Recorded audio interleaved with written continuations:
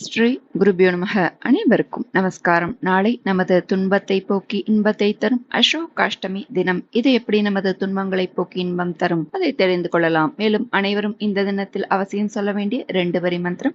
இது லிங்க புராணத்தில் உள்ளது. இது ஒருவரது பாவங்கள், வியாதிகள், துன்பங்கள் தொலைக்கும் அற்புத மந்திரம். அத்துடன் இந்த தினத்தில் அவசியம் பாராயணம் செய்ய வேண்டிய அனுமன் ஏற்றிய ஸ்ரீ சீதாராம ஸ்தோத்திரம். இது தம்பதிகளுக்குள் ஒற்றுமையும் அந்யோன்யத்தையும் ஏற்படுத்தக்கூடியது. அதையும் இந்த தினத்தில் பாராயணம் செய்து பலன் பெறுவோம். சோகம் என்றால் வருத்தம், அசோகம் என்றால் வருத்தம் நீங்குதல், மகிழ்ச்சி அடைதல். சுகம் தரும் மருதாணி மரத்திற்கு வடமொழியில் அசோகம் என்று பெயர். சோகத்தை நீக்கி மகிழ்ச்சியை தரும் அஷ்டமி என்பதால் இது அசோகாஷ்டமி என்று சொல்லப்படுகிறது. திருமணம் போன்ற சுப நிகழ்ச்சிகள் மற்றும் பண்டிகை நாட்களில் மருதாணி இலைகளை அரைத்து கைகளில் பூசிக்கொள்கிறார்கள். அது ஏன், எதற்கு, எப்படி வந்தது அதை தெரிந்து கொள்ளலாம். அன்னை சீதா தேவி மருதாணி மரங்களுக்கு வரமளித்த நன்னாளே அசோகாஷ்டமி. அசோகாஷ்டமி பற்றி பார்ப்பதற்கு முன் மருதாணியின் மகத்துவம் பற்றி கொஞ்சம் தெரிந்து கொள்ளலாம். நம் மரபில் ஒவ்வொரு சிறு சடங்குகளும் சம்பிரதாயங்களும் காரண காரியத்தோடு உருவாக்கப்பட்டது. அவ்வகையில் பெண்கள் தங்களது கையில் மருதாணி அணிந்து கொள்வது என்பது வெறும் அலங்காரத்திற்காக மட்டுமல்ல, அந்த மருதாணிக்கு பின்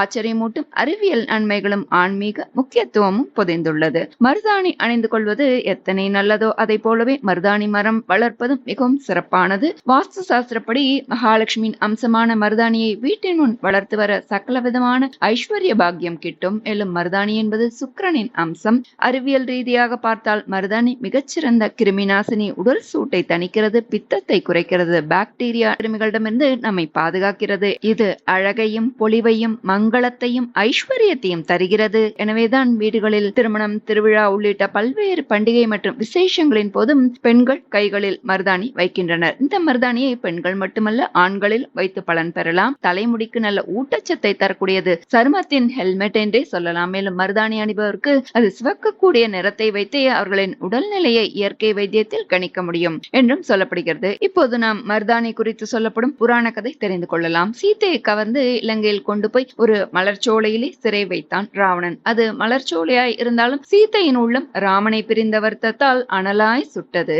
சீதையின் சோகத்தை போக்குவதற்காக இலைகளையும் மலர்களையும் சீதையின் மேல் சொரிந்து அவளை சாந்தப்படுத்த முயன்றது அவள் அமர்ந்திருந்த மரம். சீதையின் தாபத்தையும் சோகத்தையும் தணித்த அந்த மரம் அசோக மரம். அந்த அசோக மரமே மருதாணி மரம். அந்த மரம் எப்படியாவது ராமன் வந்து சீதையை மீட்டு செல்ல வேண்டும் என்று பகவானை பிரார்த்தித்ததாம். அந்த பிரார்த்தனையும் விரைவில் நிறைவேறியது. சீதை அசோகவனத்தில் சிறையிலிருந்து விடுபட்ட போது அந்த மரங்கள் பிரியா விடை கொடுத்தன. அப்பொழுது சீதா தேவி அசோக மரங்களை நோக்கி உங்களுக்கு என்ன வரம் வேண்டும் என்று கேட்டாள். அம்மா, பதிவிரத்தையான தங்களுக்கு வந்த இந்த துன்பம் வேறு எந்த பெண்மணிக்கும் வரக்கூடாது என்று கேட்க, சீதா தேவியும் அந்த மருதாணி மரங்களை பார்த்து உங்களுக்கு யார் தண்ணீர் விட்டு வளர்க்கிறார்களோ, உங்களை யார் பூஜிக்கிறார்களோ, யார் இந்த மருதாணியிலே அரைத்து கைகளில் பூசிக்கொள்கிறார்களோ, யார் இதை ஜபித்து உண்கிறார்களோ அவர்களுக்கு எந்த துன்பமும் நேராது, கஷ்டமே வராது. உங்களை கையில் இட்டுக்கொள்ளும் பெண்களுக்கு மகாலட்சுமியின் ஆசீர்வாதம் பரிபூர்ணமாக கிடைக்கும், அனைத்து சுபிக்ஷமும் உண்டாகும் என்ற வரத்தை மருதாணி மரத்திற்கு கொடுத்துவிட்டு செல்கிறாள் சீதா தேவி. அதனாலேயே இன்றும் திருமணத்திற்கு முன்பும் மற்றும் நல்ல சுப காரியங்களின் போதும் பெண்கள் மருதாணி அணிவதை ஒரு சடங்காக வைத்திருக்கின்றனர். பங்குனி மாத அமாவாசையிலிருந்து வரும் 8வது நாளில் வரும் அஷ்டமி திதிக்கு துன்பத்தை போக்கி இன்பத்தை தரும் சக்தி உள்ளது. அதுதான் நாம் இன்று கொண்டாடும் அசோகாஷ்டமி. பொதுவாக இது ஸ்ரீராமநவமிக்கு முதல் நாளே வரும். அன்று சுத்தமான இடங்களில் மருதாணி செடிகளை பயிர் செய்விக்கலாம். மருதாணி மரம் இருக்கும் இடத்திற்கு சென்று அதற்கு தண்ணீர் ஊற்றி வணங்கலாம். அல்லது உங்களுடைய வீட்டிலேயே மருதாணி செடி இருந்தால் அதற்கு மஞ்சள் குங்குமம் வைத்து விளக்கேற்றி வைத்து அந்த மருதாணி செடியை 3 முறை வலம் வந்து உங்கள் குடும்பம் செல்வ செழிப்போடு இருக்க வேண்டும் என்று பிரார்த்தனை செய்து கொண்டு இந்த 2 வரி ஸ்லோகம் சொல்லலாம். வாமசோக நராபீஷ்ட மதுமாச சமுத்பவ பிபாமிஷோக சந்தப்தோ மாம் அசோகம் சதா குரு. ஓ மருதாணி மரமே, உனக்கு அசோகம் அதாவது துன்பத்தை போக்குபவன் என்ற பெயர் அல்லவா?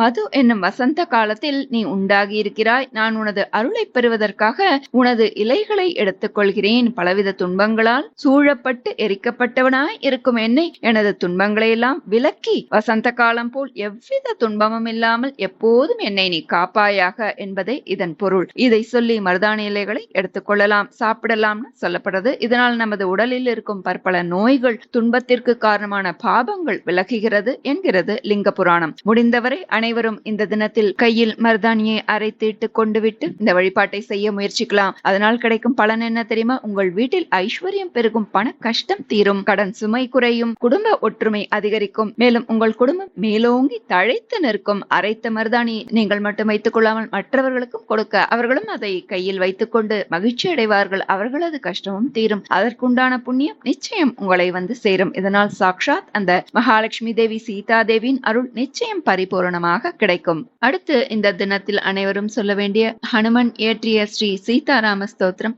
பார்க்கலாம். இதை பக்தி ஸ்ரத்தையுடன் சொல்பவரது விருப்பங்களெல்லாம் பூர்த்தியாகும், தம்பதிகளுக்குள் அந்யோன்யம் ஏற்படுத்தும், பிரச்சனைகள் நீங்கும், மகிழ்ச்சி பெருகும், எல்லா விதமான செல்வங்களையும் அடைவார்கள். இதை இந்த நன்னாளில் சொல்ல தெய்வீக தம்பதியின் ஆசிகள் முழுமையாக கிட்டும் அப்படின்னு இந்த ஸ்தோத்திரத்தோட பலஸ்ருதி சொல்றது. நம்ம ஸ்தோத்திரத்தை பார்க்கலாம். ஸ்ரீ சீதாராம ஸ்தோத்திரம். அயோத்தியா புரணேதாரம் மிதிலா புரநாயிகாம் ராகவானாம் அலங்காரம் வைதேகானாம் அலங்கிரியாம் ரகுணாம் குலதீபஞ்ச நிமீனாம் குலதீபிகாம் சூரியவம்ச சமுத்பூதம் சோமவம்ச சமுத்பவாம் புத்திரம் தசரதஸ்யாத்யம் புத்ரீம் ஜனக பூபதே வசிஷ்டானுமதாச்சாரம் சதானந்தமதானுகாம் கௌசல்யா கர்ப்பசம்பூதம் வேதி கர்ப்போதிதாம் ஸ்வயம்